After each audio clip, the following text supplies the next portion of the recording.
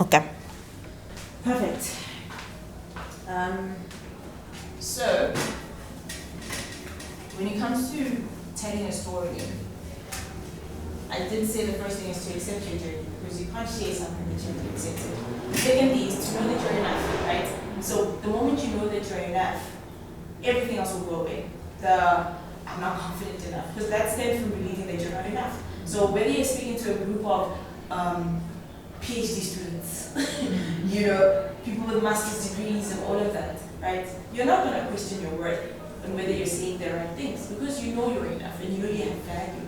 And that's why I always start with my talks. Start with it, right? Because everything else, when you know you're enough, you know that everything else that you create and everything else that comes out of you is enough, right? But if you believe that you're not enough, then you're going to disqualify yourself in that space. And that's where your fear comes from, self-doubt, all of those things, right? Being nervous is normal, actually, when you have a talk to do. It's actually two things, right? Because your brain works this way, right?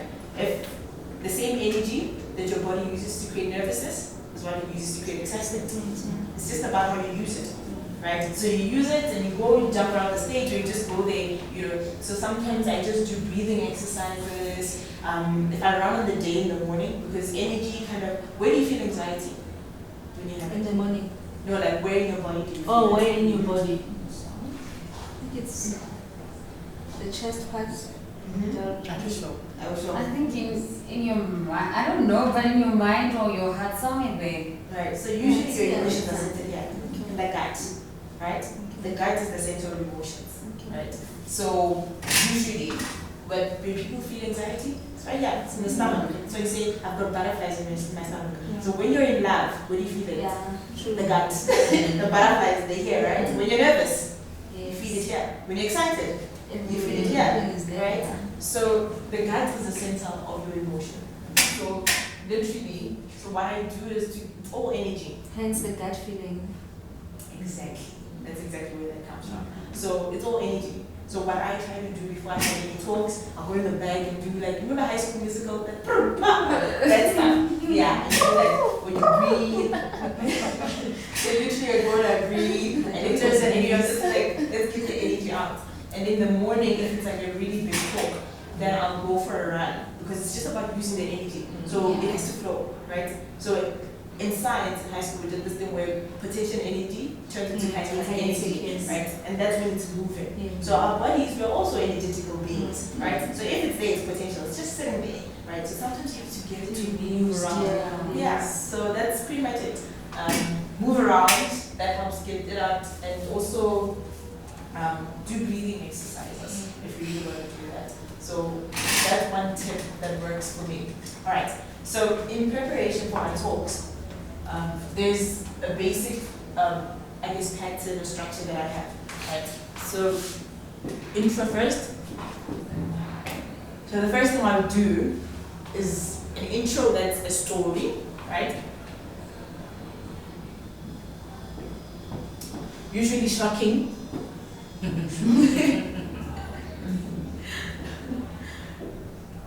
Or usually maybe very personal.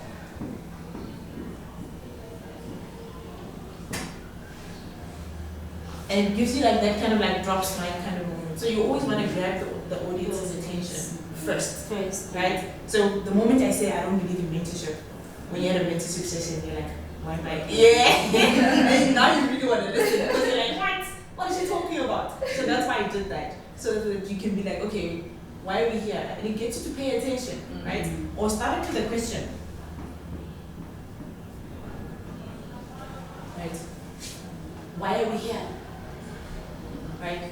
And then, so a story would be a personal story, right? So there's one of these talks that I've done, and at that particular talk, I think I started with saying, I used to say, this is funny, because I remember I was preparing for it, I'm like, oh, this is going to be good. So I started by saying, when I was younger, right, I got in trouble for talking too much. I got in trouble for being different, right? And then it ended something like, today I get paid to talk about it. Today I get paid because I'm different, right? So that kind of like, oh, drop smile moment, right? And you're listening. You're listening because you're like, okay, what's she on to?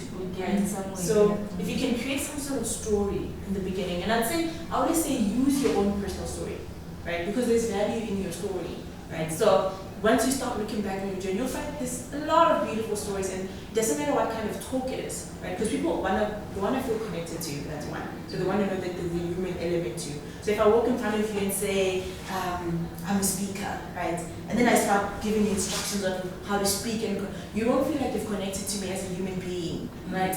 But as a person, right, you have a past, right? You have things that you've encountered. It doesn't matter what it is. Even if you failed one test in your life, that is a story. Right? How did you overcome that disappointment or that feeling that you had when you failed that test in primary school?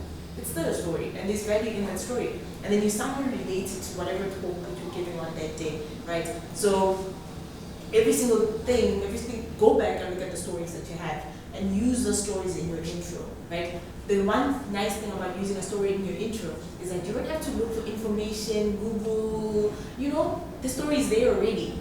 So literally, for your intro, I'd say use a story. It's the easiest way to connect with people, right? So, what if you still get emotional telling your stories? How do you stop?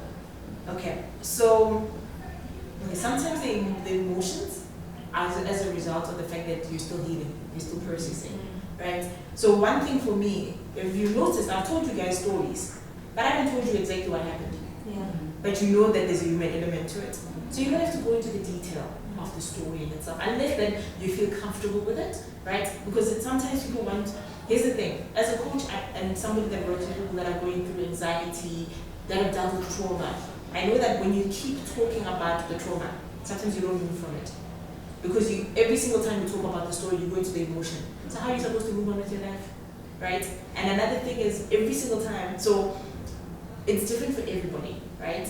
So for me personally, I don't want people to relate with me on my struggle. I want them to relate with me based on who I am today. So sometimes you keep attracting people that keep relating to you based on the struggle, and you want to move on. You don't want to talk about the struggle anymore. You know what I'm saying? So there is a way. Find a way that you feel comfortable. You don't have to overshare. That's one thing. Right? You don't have to overshare and go into the details. And I can tell you definitely, I've declined certain opportunities for myself because they want me to go specifically into the story and to focus on the story. But I have risen above it, right? I'm vibrating higher, and I'm not the story, And I don't, even when I tell the story, here's another thing. If you're tapping into your inner child, so I'm not telling the stories of the things that I've been through, right, as the inner child version of me, the person that hasn't healed, right? I'm telling you as the person that I am today. So if every time you tell the story and you're going back into the childlike state or that trauma state, right, it's going to be difficult for you to tell the story. So one thing is you have to dissociate yourself from it. Tell it as the person you trust. Tell it. There's one thing that Jada Pinkett said in one of the Red Table talks. I think Willow was telling a story, and she said she's telling it in her power. Not as a victim, in your power, right? So the first thing is obviously, I'd say tangibly go and work on healing that trauma. If it's a trauma that you know exists, right? And you know you need to work on it, you've never received help from it. I'd say see a psychologist, a therapist, someone who can help you move past it first. Because you can't go and try and save others when you haven't saved yourself. That's the first thing that I did in my journey, right? Because when I'm talking to a person, the triggers come up, as a coach, right? As a life coach and as an NLP practitioner. When those triggers come up, now I'm relating to them on the trigger. How am I going to help them move past that situation? But now we're both here, right? And you can't pull someone out of the fire by getting into the fire with them, right? You can still have empathy. I have empathy for people. I have compassion for people, but I don't relate to them. And here's another thing: you're always whole. You're not broken, right? So even when I relate to my clients, it's not about fixing anybody. Nobody's broken. We're all whole. We're literally not broken. So I'm not relating to them as a broken individual. So even if they cry, allow them to process, because it's not about me fixing them. It's just aligning themselves to who their true identity is. And their true identity is that we're all divine, right? We're made in the image of the divine. And in that, right, that's where your identity lies. So it doesn't matter what has happened to you, whatever, it doesn't take away from that value. And you still have power and authority here on earth. So still, relate to yourself, first of all, as the person, as someone that's risen from that, right? Not as that. And another thing is sometimes it's a sign that you still haven't healed from that particular thing. So work on healing accountability, because you can't cover it up with motivational talks, right? So the first thing I did was to heal myself. The second thing that I do, I don't keep going back to the trauma, right? Because it doesn't define me. For other people, it's great to share. So if I'm relating to you one-on-one, and I see that, okay, maybe this story about how I overcame this particular situation will help you, then I'll share it, right? But if I see that, is this going to add value to this person, right? And another thing is, sometimes sharing those things helps, right? But really, sometimes it's not about me giving you advice, and that's what I've learned from being a coach. It's not about giving advice. People really do it. It's about them figuring out what their truth is in their own journey. So therefore, that means I move from, again, it's the savior mentality, in terms of me, and then you become dependent on me because, oh wow, no, there's inspiration within your own story, right? So it's not about giving advice, it's not about like going to somebody else and seeking, it's like this thing that we do, right? And we put somebody on his pedestal because this and that, right? So I think it's about looking within yourself, right? And finding the hero within yourself, within your own story, right? And then moving forward, right? Because every single time you tell that story, you're going back to the emotion of it, right? So there's speakers that works for them, but for me personally, because I know and I work with people, so for example, if I come to you every week and we're talking about how I was abused as a child, every week, do you guys think my consciousness will move beyond that? If every single week I'm telling the story, right? Because, and then you're always going to relate to me as shame that child that was abused, right? That's peace. You see what I'm saying? And then, so first of all, you're not the story, sorry. It's okay. Consent is important. So that's one thing. So I know personally, especially if you're in the process of healing, telling the story over and over is not going to help. Unless you're telling somebody that's going to help you move past it, like a therapist, a psychologist, right? Those people with intention of healing. Not intention to complain, not intention to be the victim again, because you're not a victim. That's not your truth. And if you're going to walk around with that as your truth, people will relate to you in a level of their truth. And then you're like, but people are always feeling sorry for me. Why? Because that's how you relate with other people. So, first of all, change the story. And this is something that I teach in one of my workshops, to say, change the story, right? Because there's a story that you're carrying around with yourself, right? That I can't speak, that I'm not good enough, that I'm not this. Change the story, right? Throw it away. You're not defined by that story, whatever story it is. So I say, relate with others in your power, not from where you've been. And even when you talk about it from a space of power. And you can only do that once you've healed. Others will just pretend and we're going to cry. Heal first. Others will pretend, we go home and cry. So I know for myself, because the kind of sessions that I do with my clients, the healing sessions, healing trauma, I had to go through that first, right? Otherwise, I'd be triggered every single time somebody brings a story. And even when I relate to them, it's easy to pull them out of it, because I'm not there now, it's kind of sulking, it's not going to help anybody, right? And there's a difference between going back into your own trauma and having empathy for somebody else.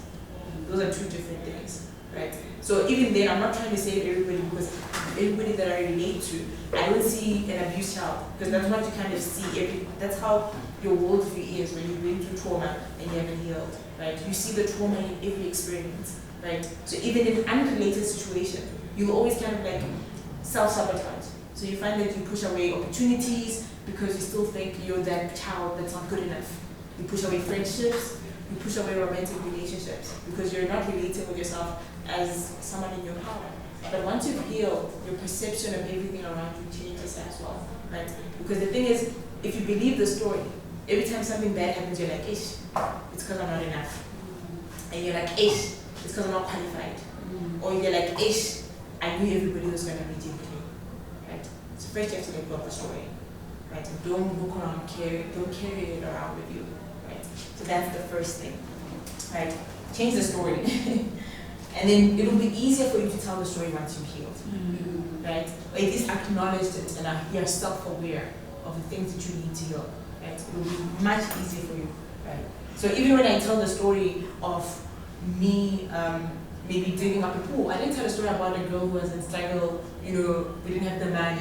I could have told it easily from that direction. I told it from an angle of saying, oh, but I thought of the solution, right? This made me solutions orientated because that was an opportunity for me to create, right? So another point that I want to say is that there are no problems in life, only opportunity to create. Every single thing that you think is a problem is an opportunity for you to create something beautiful out of that, right? Okay. So first part, intro, tell a story. You can make it shocking if you want, right? But you have to have a comeback. You can't just shock everybody and not have a comeback or a reason. So if I say I don't believe in mentorship, then I have to say, oh, but this is why, right? Otherwise, everybody, then there'll be a video on Twitter saying, Yvette Aloe doesn't believe in mentorship by posting away. You know what I'm saying? They're gonna crop down that part, which is funny. But literally, if you're gonna have a shocking statement, have a comeback from it and say, this is why. Don't just leave people with a shocking statement. Now they don't like you. You know, have some logical reason as to why you have that shocking statement, right? And then make it personal, right? Make it personal. Obviously, keeping within the guidelines that I gave. You know, changing the story and. But don't be afraid to tell a personal story, no matter how small or how big it is. Even a small story like the one about the pool, right? It's obviously translated differently in all your minds, right? Based on whatever it is that you want to create. But it's such a small, simple story. It's not of how I changed the world or I started a foundation. It's literally I tried to dig a pool in my backyard, right? But it speaks into everybody because now everybody can relate to you. Oh, you had a childhood. Oh, you had a mom. Oh, you had this. You know. So don't be afraid to make it personal so that you can build that connection. The first thing you want to do with your audience before you start speaking is build a connection, right? So always research, number one, what the topic is, who your crowd is, how old are they, what are their struggles, right? What do they care about? Because you want to speak into things that they care about. But one thing for sure, right? You've all been through some sort of story. So the moment you tell a personal story, people can connect to that. Whether you can relate with the crowd or not, whether you know their target market, everybody has some sort of struggle story or a story of overcoming, right? So the moment you tell that story, they're relating to them. Okay. We'll start with the question, why am I here? Right? You know, or the question that I had to ask myself when I was preparing for this presentation was this: why do we need mentors? Right? Then you've got yourself a presentation already. And even if you forget what you're going to say, because you asked the question, the answers will come. So you can just make up stuff as you go, pretty much. All right. So that's the first thing, right?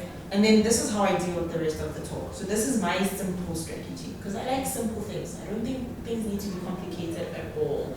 Actually, the things that are more simple are easier to implement. So intro, right? And the second part is, once you have your intro, you ask a question, right?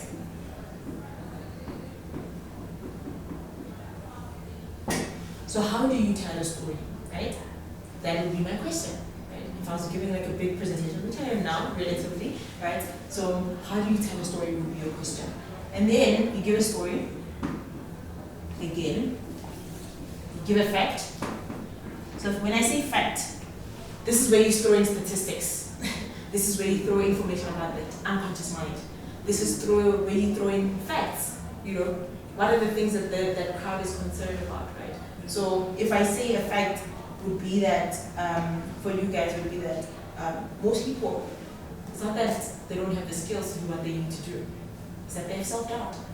That's a fact, right? Based on the information that I know as a coach, that it's not that you don't have the qualifications, because there are people who are sitting with all the tools, all the degrees, all the PhDs, but they're struggling to even start. Right? So throw in a fact in there, and then give an example.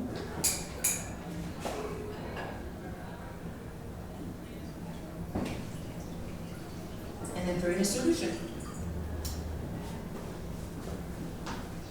Right. So for each point, right, so what I would do is I would create about 4 points based on the question.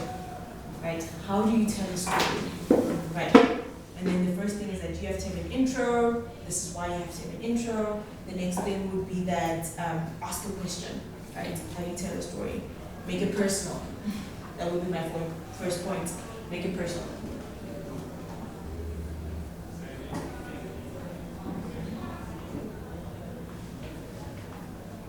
What else is there?